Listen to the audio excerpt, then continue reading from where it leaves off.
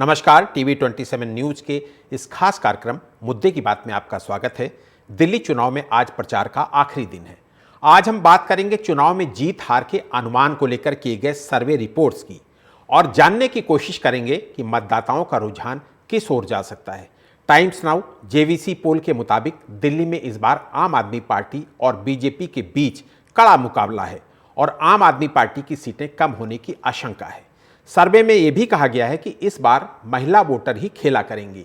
इस सर्वे में 3 फैक्टर हैं। पहले में आपकी जीत का अनुमान है, दूसरे में बीजेपी की जीत का संभावना है और तीसरे फैक्टर में आम आदमी पार्टी और कांग्रेस के बीच कांटे की टक्कर बताई गई है। सी वोटर्स के सर्वे में कहा गया है कि दिल्ली में फिर से आम आदमी पार्टी की सरकार बन सकती है। सर्वे के लिए जितने लोगों से संपर्क किया गया उनमें से 51% का कहना है कि दिल्ली में फिर से अरविंद केजरीवाल की सत्ता आएगी। 42% लोग मानते हैं कि दिल्ली में इस बार बदलाव हो सकता है। सर्वे में है कि बदलाव चाहने वाले कांग्रेस की जगह बीजेपी को वोट कर सकते हैं। 10 से 15% लोग मानते हैं कि दिल्ली में इस बार मामला फंस सकता है। दलित संगठनों का राष्ट्रीय परिसंघ नैगडोर का सर्वे रिपोर्ट बताता है कि आम आदमी पार्टी को 35, बीजेपी को 28 और कांग्रेस को 7 सीटें मिल सकती हैं। नैगडोर के मुताबिक दलितों का 44% वोट आम आदमी पार्टी को, 32% वोट बीजेपी को और 21% वोट कांग्रेस को मिल सकता है। राजस्थान की मशहूर फलौदी सट्टा बाजार ने दिल्ली चुनाव को लेकर 2 बार अनुमान जारी किया है। पहले आम आदमी पार्टी को 37 से 39 सीटें मिलने की बात कही गई थी, तो हाल ही में इसने अपना अनुमान बदला और नए अनुमान के अनुसार आपको 38 से 40 सीटें मिलना बताया जा रहा है। इस बाजार ने बीजेपी को 31 से 33 सीटें मिलने का अनुमान जताया है। आपको बता दें कि 1993 से ही दिल्ली के चुनाव में ऐसा ट्रेंड देखा गया है कि जिस भी पार्टी को 40% या उससे ज़्यादा वोट मिल जाते हैं तो उसकी जीत पक्की हो जाती है। और जब 2013 के चुनाव में किसी भी पार्टी को 40% वोट नहीं मिल पाया तो जनादेश त्रिशंकु हो गया, किसी को भी स्पष्ट बहुमत नहीं मिला। ऐसे में सवाल यह है कि क्या इस बार भी किसी दिल्ली त्रिशंकु बनने जा रही है? क्या इन सर्वे रिपोर्ट्स पर भरोसा किया जा सकता है? क्या दिल्ली में लगातार तीसरी बार आपकी सरकार बनेगी? क्या बीजेपी कोई चमत्कार करेगी जिससे सारे सर्वे रिपोर्ट धराशायी हो जाएंगे? क्या कांग्रेस तय करने जा रही है कि आपकी सरकार बनेगी या बीजेपी की? ये तमाम सारे सवाल जिनका जवाब अपनी इस चर्चा में तलाशने की कोशिश करेंगे। हमारे साथ बीजेपी प्रवक्ता नवरत्न गुप्ता हमारे साथ जुड़ गए हैं, कांग्रेस प्रवक्ता मनीष कर्णवाल भी हमारे साथ जुड़ गए हैं, राकेश भड़ाना जी आम आदमी पार्टी के प्रवक्ता वो भी हमारे साथ जुड़ गए हैं। नवरत्न जी, मनीष जी, राकेश जी, आप तीनों का बहुत बहुत स्वागत करूंगा। और सबसे पहले राकेश भड़ाना जी से सबसे ज़्यादा, राकेश भड़ाना जी आपको मेरी आवाज़ आ रही है? राकेश भड़ाना जी, आपको आवाज आ रही है क्या मेरी? जी राकेश भड़ाना जी आ रही है। सबसे ज्यादा सवाल आम आदमी पार्टी को लेकर ही है क्योंकि आपकी पार्टी सर्वे रिपोर्ट्स में नीचे जाते दिख रही है। देखिए आलोक जी, सर्वे रिपोर्ट की तो बात है, मैं भरोसा इन बातों पे करते नहीं है हम लोग।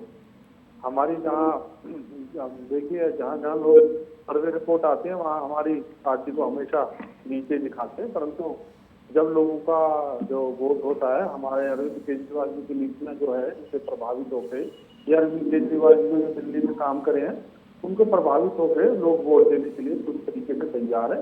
और आप देखेंगे निश्चित तौर पर 8 तारीख को ये सारे सर्वे रखे रह जाएंगे और हम 1/3 बहुमत लेके दिल्ली में सरकार बनाएंगे 4थी बार।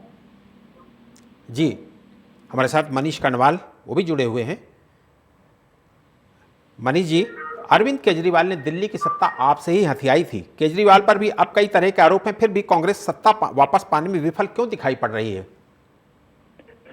देखिए, निश्चित रूप से आम आदमी पार्टी ने जो उस टाइम पे 12-13 में जो ड्रामा किया था, जब आम आदमी पार्टी नहीं बनी थी, अरविंद केजरीवाल जी ने आरएसएस का बैकिंग से जो ड्रामा किया था, कभी खंबे पे चढ़े थे, खंबे से नीचे चले गए थे, तो निश्चित रूप से उस वक्त जो है उन्होंने सत्ता विरोधी लहर कायम करके, आर्टिफिशियल लहर कायम करके कांग्रेस का वोट बैंक छीना था। और अब 10 साल बाद दिल्ली की जनता और देश की जनता समझ चुकी है कि रॉयल सीक्रेट सर्विस का छोटा रिचार्ज और बड़ा रिचार्ज जो है केवल देश के लोगों को, दिल्ली के लोगों को गुमराह करने का काम कर रहा है। अंग्रेजों द्वारा बनाई गई रॉयल सीक्रेट सर्विस के जो छोटा रिचार्ज और बड़े रिचार्ज है निश्चित रूप से दिल्ली की जनता और देश की जनता इनको अब नकारने का काम करेगी। और आप देखिएगा कि जो कांग्रेस का वोट बैंक कांग्रेस से छिटका था, कहीं उनको अपेक्षाएं थी बदली हुई राजनीति की भारतीय जनता पार्टी से केंद्र में और आम आदमी पार्टी से दिल्ली में, तो निश्चित रूप से वो उन्होंने पानी देख लिया, हवा देख ली कि उसका क्या हालत कर दी, तो निश्चित रूप से कांग्रेस का वोट बैंक वापस आने जा रहा है और हम पूर्ण बहुमत की सरकार बनाने जा रहे हैं। जी राकेश भड़ाना जी, क्या आप भ्रष्टाचार का मुद्दा 2013 के चुनाव को दोहराने जा रहा है? क्योंकि 2013 में आप लोगों ने भी ऐसे ही माहौल बनाया था भ्रष्टाचार को लेकर, और उसके बाद आपने सत्ता हथियाई, सत्ता जीत हासिल की और 11 साल तक आप सत्ता में लगातार बने हुए हैं। अब यही सारे मुद्दे, यही भ्रष्टाचार के मुद्दे, इन मुद्दों को लेकर समस्त विपक्ष आपको घेरता नजर आ रहा है। देखिए, भ्रष्टाचार का तो मुद्दा है ही नहीं लोगों की। पूरा देश इस बात को जानता है कि बीजेपी के जो प्रधानमंत्री है, जो गृह मंत्री है, वो अगर देश में सबसे ज्यादा किसी पॉलिटिशियन से डरते हैं तो वो अरविंद केजरीवाल जी से डरते हैं। जब उन्हें लगा कि उन्होंने कांग्रेस को पूरे देश में दबा लिया है, और सिर्फ अरविंद केजरीवाल जी एक ऐसे नेता थे जो ईमानदारी से आगे बढ़ रहे थे, एक षड्यंत्र के तहत इन्होंने एलजी से मिलकर दिल्ली के, और एक षड्यंत्र के तहत इन्होंने एक ऐसी स्कीम बनाई और अरविंद केजरीवाल जी पे भ्रष्टाचार के आरोप लगा के जेल में डाल दिया। परंतु पूरे देश इस बात को भी जानता है कि हाई कोर्ट और सुप्रीम कोर्ट ने जिस तरीके से सरकार पे फटकार लगाई और अरविंद केजरीवाल जी को जमानत दे दी, आज तक ना कोई चार्जशीट दाखिल कर पाए है, ना कोई सबूत दे पाए हैं, तो भ्रष्टाचार का तो कोई मुद्दा ही नहीं है। हाँ, मैं ये बात आपके चैनल से निश्चित तौर पे कहना चाहता हूँ कि चाहे कांग्रेस और बीजेपी, देखिए जिस तरीके से आज कांग्रेस भारतीय जनता पार्टी की बी टीम का काम कर रही है दिल्ली में, और वो आपस में मिले हुए, उन्हें लग रहा है कि किसी तरीके से सत्ता से दूर अरविंद केजरीवाल जी को कर दिया जाए दिल्ली में।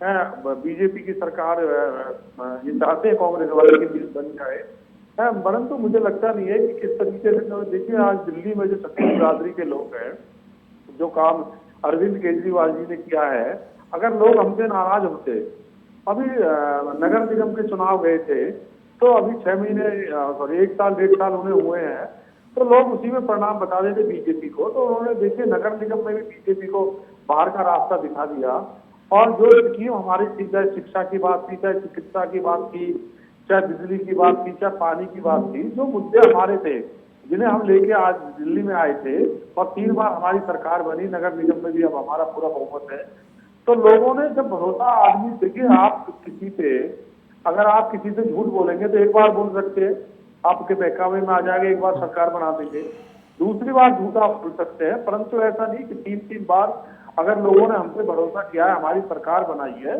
तो दिल्ली के लोगों को पता है कि अरविंद केजरीवाल जी ने जो कहा, जो हमारे वादे थे, हमने उन पर पूरा काम किया, और लोगों को सुविधाएं हमने दी है, बढ़िया स्कूल हमने बनाए हैं, अच्छी शिक्षा हमने लोगों को दी है, चिकित्सा में मोहल्ला क्लिनिक जैसे काम किए हैं, पानी हमने अच्छा दिया, बिजली हमने फ्री दी है, जो हमने कहा वो करके दिखाया।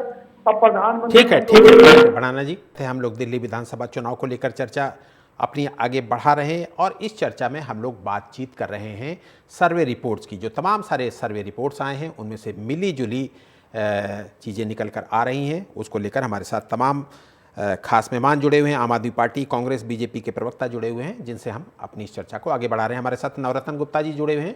नवरत्न गुप्ता जी, आपका स्वागत है। नवरत्न गुप्ता जी, सर्वे रिपोर्ट्स में ये कहा जा रहा है कि कांग्रेस अगर अच्छा चुनाव लड़ती है तभी बीजेपी अच्छा परफॉर्म कर पाएगी, यानी कि सब कुछ टिका हुआ है कांग्रेस के अच्छा चुनाव लड़ने पर। आलोक जी, जिस प्रकार कांग्रेस की बात हो रही है, हम तो चाहते हैं कांग्रेस को भी अपना दमखम दिखाना चाहिए दिल्ली चुनाव के अंदर। हम ये चाहते हैं कि राहुल गांधी के अंदर कितनी ताकत है उनको दिखानी चाहिए अपने प्रत्याशियों के अंदर, कि उनकी ताकत को वो दर्शाए कि उनके जो कैंडिडेट है, मुझे लगता है वो अपनी जमानत तक नहीं बचा पाएंगे। इस समय बात हो रही है भारतीय जनता पार्टी और आम आदमी पार्टी आपदा के स्तर में। भारतीय जनता पार्टी पूर्ण बहुमत में अपनी सरकार बना रही है, जिस प्रकार सभी पार्टियों के अभी कुछ चुनाव से पहले या वैसे चुनावों के दौरान जो सर्वे रिपोर्ट आ रही है, हम निश्चित अपनी 40 से 45 सीटों पर आकर के पूर्ण बहुमत में अपनी सरकार बना रहे हैं। आप बताइए, इस प्रकार अभी मैं पीछे से वक्तव्य सुन रहा था आम आदमी पार्टी के आपदा के पर जो नेता आए हुए हैं उनका, आपदा ने जितनी कठिनाइयों के साथ दिल्ली की जनता आपदा के साथ जूझ रही है, चाहे बिजली की समस्या हो, बिल बहुत ज्यादा आ रहे हैं, चाहे पानी की समस्या हो, गंदा पानी आ रहा है, चाहे वो डीटीसी बसों की समस्या हो, चाहे वो मौसम की समस्या हो, उसी के लिए में जो सर्वे घूमता है, इसी सब चीज के इर्द गिर्द घूमता है सर्वे। उस सर्वे के अंदर में भारतीय जनता पार्टी अपनी पूर्ण बहुमत में सरकार बना रही है। जी ठीक है, हमारे साथ राकेश भड़ाना जी भी जुड़े हुए हैं। राकेश भड़ाना जी, क्या आपको लगता नहीं कि अल्पसंख्यक वोट आम आदमी पार्टी की झोली से निकलता जा रहा है? मनीष जी आपके पास आऊंगा, मनीष जी आपके पास आऊंगा, आपका जवाब नवरत्न जी के तमाम जो सवाल खड़े किए हैं वो आपसे लूंगा, लेकिन मनीष भड़ाना जी से एक सवाल कर लेता हूं। मनीष भड़ाना जी, जो वर्तमान परिस्थितियां हैं, चूंकि अब एक दिन का खेल है सारा, आज 5 बजे चुनाव प्रचार खत्म हो जाएगा, कल का दिन है, परसों वोटिंग है, आपको लगता नहीं कि जो अल्पसंख्यक वोट है वो आपकी झोली से निकलता जा रहा है? हेलो, ये हमारी झोली से कोई वोट बैंक नहीं निकल रहा है। हमारी झोली में बल्कि छत्तीसगढ़ जी के जो लोग हैं, तो छत्तीसगढ़ में वो लोग हमारी, और बल्कि अरविंद केजरीवाल से की जो नीतियां थी, जो हमें दिल्ली में काम करे हैं, उनसे प्रभावित होकर और आ रही है, लग रहा है ऐसे ना। क्योंकि जो भारतीय जनता पार्टी है वो धन के बल पे, ताकत के बल पे दिल्ली में चुनाव लड़ रही है, तो उन्हें लगता है कि पैसे से सब खरीद लिया जाएगा, दिल्ली पुलिस इनके साथ है, पुलिस के लोगों को डरा दिया जाएगा। परंतु ऐसा नहीं है, हमारे साथ सब लोग हैं, जो लोग पहले थे उससे भी ज्यादा कहीं हमारी तरफ लोग प्रभावित हो रहे हैं, लोग हमें वोट करेंगे। आप देखना कि भारतीय जनता पार्टी के जो षड्यंत्र है वो 8 तारीख को तार-तार हो जाएगा, और ये आपके चैनल ही खुद इस बात को कहेंगे कि जैसे पिछली बार हमेशा जिस तरीके से लोग हमें प्यार दिल्ली के लोग देते आए हैं, वोट देते आए हैं, उससे भी ज्यादा इस बार हमें वोट देंगे, और हमारी सीटें, मैं कह रहा हूँ कि पहले से भी ज्यादा हमारी सीटें इस बार आएंगी। जी मनीष जी, मनीष जी, कांग्रेस को ऐसा क्या हो गया जिसने 15 साल यहां पर राज किया हो, जिसके राज की आज भी चर्चा होती है और विपक्षी भी चर्चा करती है कि शीला जी के टाइम में बहुत काम हुआ, उसकी यह स्थिति हो गई कि 2 बार से खाता ही नहीं खुल रहा आपका? निश्चित रूप से 2 बार से हमारा खाता नहीं खुला है। उसका मुख्य जिम्मेदार जो मैं मानता हूं, कहीं ना कहीं उस टाइम 2012-13 में जो एक प्रोपेगेंडा खड़ा किया गया था, उसमें हमारे मीडिया के साथी भी सहयोगदार थे। उसमें 24 घंटे वही दिखाया जाता था, और रॉयल सीक्रेट सर्विस के जो छोटा रिचार्ज है, बड़े रिचार्ज है, दोनों अपने अपने मंचों में पास हुए, दोनों अपना अपना बड़ी कुर्सियों पर विराजमान है। अब अगर उस टाइम पे सीएजी बहुत चलता था, सीएजी होता था। अब कोई भारतीय जनता पार्टी से, आम आदमी पार्टी से बात नहीं कर रहा कि कहाँ है लोकपाल, कहाँ है जो सीएजी की रिपोर्ट जो आप टेबल तक नहीं कर रहे हैं, जिसमें आपके शराब घोटाले में 2000 करोड़ का भ्रष्टाचार का आरोप लग रहा है, अगर आप उसका विधानसभा में पटल पे नहीं रख रहे हैं, तो निश्चित रूप से बिल्कुल दिखाता है कि आपने भ्रष्टाचार किया, सीएजी ने रिपोर्ट दी है, और आप उसे टेबल करने से कतरा रहे हैं। तो ये सब चीजें दिखाती हैं कि ये दोनों आपस में जो है ना, रॉयल सीक्रेट सर्विस का छोटा रिचार्ज और बड़ा रिचार्ज जो है, ये आपस में जो नूरा कुश्ती करने की कोशिश कर रहे हैं, एक राजमहल वाला, एक शीश महल वाला, ये आपस में नूरा कुश्ती करके ये दिखाना चाहते हैं कि हम भी दोनों फाइट में। जबकि निश्चित रूप से दिल्ली की जनता, देश की जनता इन लोगों को अच्छी तरह से समझ चुकी है कि जो रॉयल सीक्रेट सर्विस की जो बहुत पुराना मंशा थी कि सत्ता पक्ष भी हमारा, विपक्ष भी हमारा, उन्होंने दिल्ली में उसको कामयाब किया। और अब आने वाले समय में आप देखिएगा कि दोनों पार्टियां जो है, कुल मिला के शायद हो सकता है ऑटो में आया करें बात विधानसभा में। जी उनको इतनी भी सीटें नहीं मिलने जा रही कि उनको जो है गाड़ी देने की जरूरत नहीं पड़े, हो सकता है ऑटो में बैठ के आया करें। तो आने वाला जो समय है वो निश्चित रूप से दिल्ली के लिए, देश के लिए बहुत अच्छा है। जिस तरह से महंगाई पे हमेशा अरविंद केजरीवाल जी चुप रहते हैं, बिल्कुल ठीक है मनीष जी, अल्पसंख्यक पे जो दंगे हुए वहां पे उस पर चुप रहते हैं। तो देश का जो गरीब तबका है, जो गरीब वर्ग है, क्योंकि मारा जाता है दंगों में गरीब ही, चाहे वो किसी भी जात बिरादरी में से कोई सा भी हो। कोई आपने सुना नहीं होगा कि कोई शाहजी का बेटा वो मारा गया, या किसी मंत्री का बेटा मारा गया। ठीक है मनीष जी, नवरत्न जी, दिल्ली चुनाव में राष्ट्रीय स्तर के सारे नेता आपने उतार दिए, राज्यों के सारे मुख्यमंत्री आपने उतार दिए, उसके बाद भी सर्वे में बीजेपी को पहला स्थान नहीं मिलता दिख रहा है। आलोक जी, निश्चित हर पार्टी का अपना कर्तव्य होता है, और चुनाव के अंदर सभी नेताओं का योगदान ले। चुनाव के अंदर जो भी चुनाव एक बहुत बड़ा योजना होती है हर पार्टी के नियमित, हर पार्टी उसी के नियमित अपने कार्यकर्ताओं को, अपने नेताओं को, अपने अधिकारियों को चुनाव के अंदर में उतारती है। चुनाव हर व्यक्ति जीतने के लिए चुनाव लड़ता है। और रही बात सर्वे में नंबर 1 पर नहीं आ रहे हैं, ये तो 8 तारीख को पता लगेगा कि हम नंबर 1 पे हैं और नंबर 1 पे आज भी है और नंबर 2 पर आगे भी रहेंगे। निश्चित हम इस बार अपनी 45 सीटें ला करके पूर्ण बहुमत में भारतीय जनता पार्टी की सरकार बन रही है। हम आपका स्वागत करेंगे उस समय शपथ के अंदर में। निश्चित आप मान के चलिए, दिल्ली की जनता ने दिल से भारतीय जनता पार्टी और आदरणीय नरेंद्र मोदी जी की विचारधारा को अपने दिल से स्वीकार किया है। केजरीवाल जैसी निकलती सरकार को, झूठी सरकार, मक्कार सरकार, चाहे वो बिजली का बिल हो, चाहे वो गंदा पानी हो, चाहे वो डीटीसी की बात हो, चाहे वो मास्टरों की बात हो, चाहे वो शराब की बात हो, चाहे वो आप ये पिछले 1 साल से एमसीडी के अंदर आए जगह जगह कूड़े के ढेरों की बात हो, इस समय दिल्ली की जनता स्पष्ट हो चुकी है, परेशान हो चुकी है जी।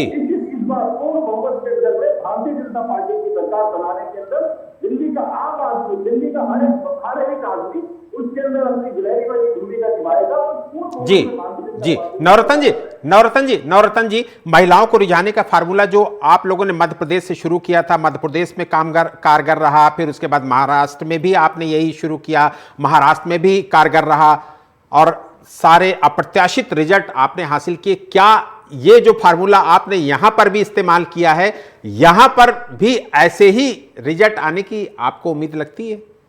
आलोक जी, हम कोई फॉर्मूला तैयार नहीं करते। हम जनता, हमारी जो राज्य योजना है, जो हमारी बहने योजना है, हम उन योजनाओं के तहत काम करते हैं। हमने जो कहा वो करके दिखाया।